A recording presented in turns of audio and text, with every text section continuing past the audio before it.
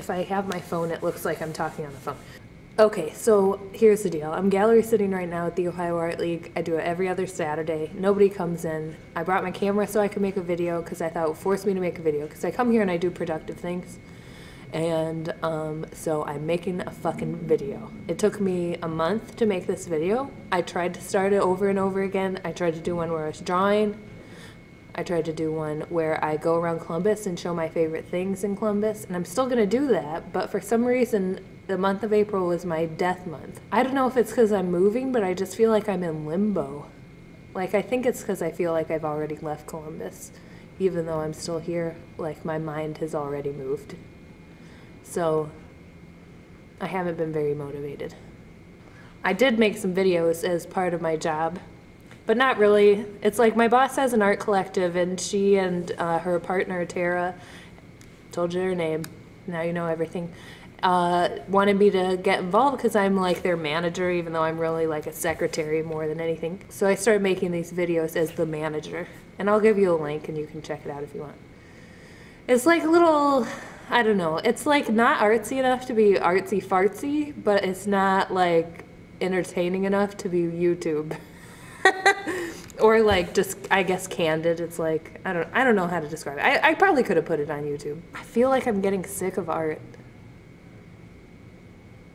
Not really, like, I don't know. I got kind of reinvigorated. I went and saw, my boss had a reception for her show, and she gave a talk, and the talk was actually really good and got me excited about art again. But then right after the talk, we had a party, and it was like a lot of artists and stuff, and we got this disco ball.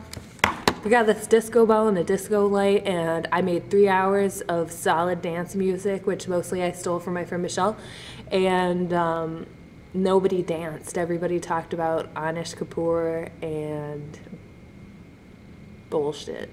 You're supposed to be cool, you're an artist, but nobody, if you don't dance, you're not cool, and that's just reality. You know, I didn't create it, it's just the way it is. Now there's a guy sitting out there texting. I applied to a whole bunch of shows right after I got out of school because I was afraid that I was going to become complacent and stop making artwork, and I thought that if I applied to shows that would like keep me trucking. And I have been rejected from every show I've applied for since I graduated from college. Even some shows I didn't even remember applying for, I'd get the rejection. So that's kind of, I'm not to complain because people get rejected a lot, and I had really good luck before I graduated where I was like getting every show I applied for. So this is just, you know, everybody has their bad time, and I guess, you know, you have to deal with it. I'm trying not to take it too hard, but it kind of gets to you. But on the other hand, like, I don't know if I want to be successful because I hate like the small success I've had.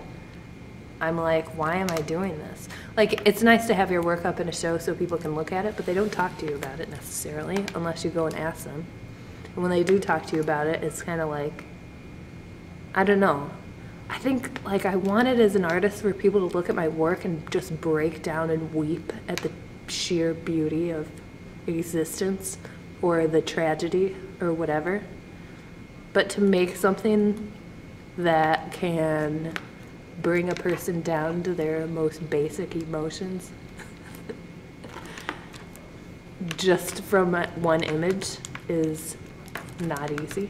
Receptions are horrible, and I don't like eating grapes and cheeses with a bunch of people I don't know who talk about postmodern theory. So I've been questioning my career choices lately. You know, I was telling Tanya today, I was like, man, I just got to finish this comic book, and that's going to be, you know, my ticket out of this art world drudgery. But that's the thing, is people like this, and why it was my choice to do this. I'm sure there's another world, but maybe you have experience and can tell me. If you're an artist and you found a way where you never have to, like, say the word juxtaposition ever again, tell me. Because I don't want to say it, and I don't want to hear it.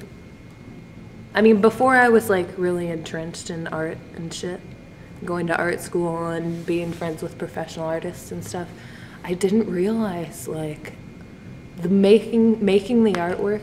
Now maybe that's the problem, is I haven't been evolved enough in making my own artwork and just too much of the social aspect, but I feel like making the work is a very small aspect. Like networking and talking and sucking cock is like just as much of your career, if not more of your career, than actually doing the shit. Trying to figure out how to strike a balance where I don't feel like my soul is slowly shriveling up inside of me. And I'm like, and at the same time, I'm really excited, hoping to hear back from graduate school, which is just another step down the rabbit hole. So,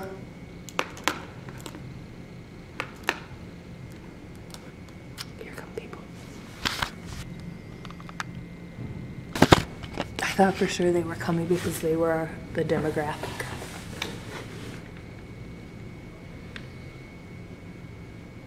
It's been removed and it's been used and pushed through different media, but how would the viewer necessarily interpret that, you know?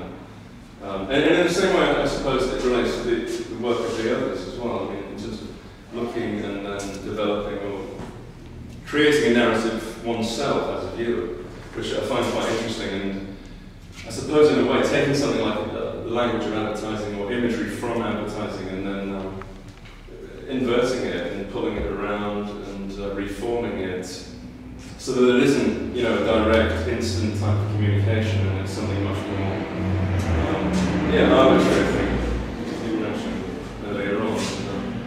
That for me was an interesting thing to do in the painting. And a couple of people have spoken to me about, you know, why bother doing this.